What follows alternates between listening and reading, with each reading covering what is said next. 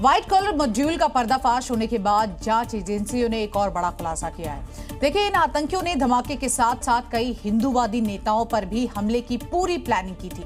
दिवाली से ही धमाके की प्लानिंग कर रहे इन आतंकियों ने सेना भवन से लेकर राम मंदिर तक की रेकी कर रखी थी। आतंकियों से पूछताछ के दौरान हुए इस खुलासे ने सुरक्षा एजेंसियों के होश ही फाख्ता कर दिए हैं। हिंदूवादी नेता कमलेश तिवारी की पत्नी किरण, गोपाल राय, साध्वी दिव्यागिरी और शिशिर चतुर्वेदी आतंकियों के निशाने पर थे। इन हिंदूवादी नेताओं को पुलिस ने अलर्ट पर रहने का निर्देश दिया है और यहाँ सुरक्षा बढ़ा दी है। जानकारी सब जुटाई जा रही है और उन्होंने कहा है हम लोगों से कि आप अलर्ट रहिए। आतंकियों की ट्रैवल हिस्ट्री, उनके पास से बरामद हुई डायरी और डॉक्यूमेंट्स, मोबाइल की CDR और डंप डेटा में ये खुलासा हुआ है। जो आतंकवादी डॉक्टर्स अभी पकड़े गए, उन्होंने उत्तर प्रदेश के 4 हिंदूवादी नेताओं का नाम लिया है जो उनकी हिट लिस्ट पे थे। मतलब साफ है कि ये मॉड्यूल धर्मांतरण से लेकर धमाका और हत्या तक कई प्लान एक साथ लेकर चल रहा है। तो वहीं दिल्ली ब्लास्ट में जांच एजेंसियां बड़े स्तर पर काम कर रही है। आतंकियों के घर नेस्तनाबूद किए जा रहे हैं, संदिग्धों को हिरासत में लेकर पूछताछ की जा रही है और इसी बीच दिल्ली धमाके का एक्सक्लूसिव CCTV वीडियो सामने आया जो कि इतना ज्यादा जोरदार था कि 40 फीट तक नीचे धरती हिलती हुई नजर आई, जिसकी वजह से मेट्रो स्टेशन पर मौजूद कैफे में खड़े लोग दहशत में आ गए। दिल्ली धमाके का जो CCTV वीडियो सामने आया, कुछ लोग कैफे में बैठे दिखाई दिए, कुछ लोग मेट्रो स्टेशन पर गुजरते नजर आए। सब कुछ ठीक चल रहा था, तभी जोरदार धमाका हुआ जो इतना जोरदार था कि कुछ देर तक धरती हिलती रही, जिससे वहां मौजूद लोग खौफ में आ गए। वहां मौजूद लोगों ने इसे भूकंप समझा। उन्हें बिल्कुल अंदाजा नहीं था कि ये आतंकियों की दिल्ली दहलाने की साजिश थी। इस धमाके की आवाज करीब 5 किलोमीटर तक सुनाई दी, जबकि 1 किलोमीटर के दायरे में धरती हिल गई।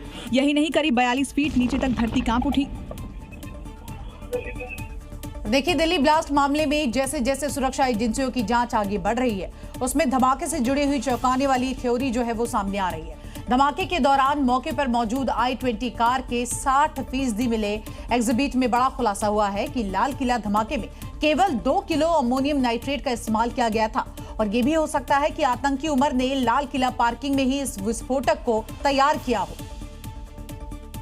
ब्लास्ट के लिए टाइमर का भी इस्तेमाल किया गया था। फॉरेंसिक टीम को मौके से पतले तार मिले हैं। हो सकता है कि आतंकी डॉक्टर उमर ने इस ब्लास्ट को महज 5 से 10 मिनट में अंजाम दिया हो, क्योंकि फॉरेंसिक टीम को विस्फोटक से जुड़े 52 सैंपल से ये पता चला है कि उमर ने विस्फोटक बनाने के लिए 2 kilo ammonium nitrate, petroleum oil और डेटोनेटिंग मटेरियल का इस्तेमाल किया होगा।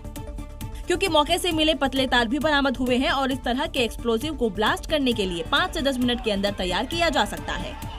और लाल किले की पार्किंग में आतंकी उमर 10 नवंबर को दोपहर 3:20 पर पहुंच गया था। उसने इस पार्किंग में करीब 3 घंटे का वक्त बिताया। जांच एजेंसियां इस एंगल से भी जांच कर रही है कि कहीं उमर ने धमाके का पूरा प्लान इसी 3 घंटे के अंदर तो नहीं बनाया, क्योंकि आतंकी उमर बम बनाने में एक्सपर्ट था। उसे पार्किंग में कोई इंस्ट्रक्शन दे रहा था, उसने कार के अंदर ही विस्फोटक तैयार किया और जब विस्फोटक तैयार हो गया तो उसी कार से बाहर निकला और लाल किला मेट्रो स्टेशन के गेट नंबर 1 के पास ब्लास्ट कर दिया। आतंकी डॉक्टर उमर का एक के बाद एक वीडियो सामने आ रहा है। दिल्ली ब्लास्ट से धमाका करने तक कई CCTV विजुअल जो है वो सामने आ चुके हैं, लेकिन अब एक सबसे लेटेस्ट तस्वीर सामने आई है जो उस वक्त का बताया जा रहा है जब आतंकी मुजम्मिल पुलिस की गिरफ्त में पहुंच चुका था। आतंकी मुजम्मिल की गिरफ्तारी के बाद ही शायद उमर खौफ में था और फरारी काटने के दौरान फरीदाबाद के एक मोबाइल शॉप पर पहुंचा था, जहां कुर्सी पर बैठकर बैग से 2 मोबाइल निकालता दिखा। एक मोबाइल दुकानदार को देता है तो दूसरा खुद के पास रखता है। अब 2 मोबाइल सुरक्षा एजेंसियों के लिए मिस्ट्री बन गए हैं, क्योंकि आतंकी उमर ने खुद को 10 नवंबर को उड़ाया था, लेकिन वहां से कोई मोबाइल बरामद नहीं हुआ। तो क्या आतंकी ने ब्लास्ट से पहले मोबाइल फेंक दिए या मोबाइल अपने साथी को दे दिए? क्या इन्हीं मोबाइल के जरिए वो अपने आका के संपर्क में था? CCTV में उमर घबराया हुआ नजर आ रहा है।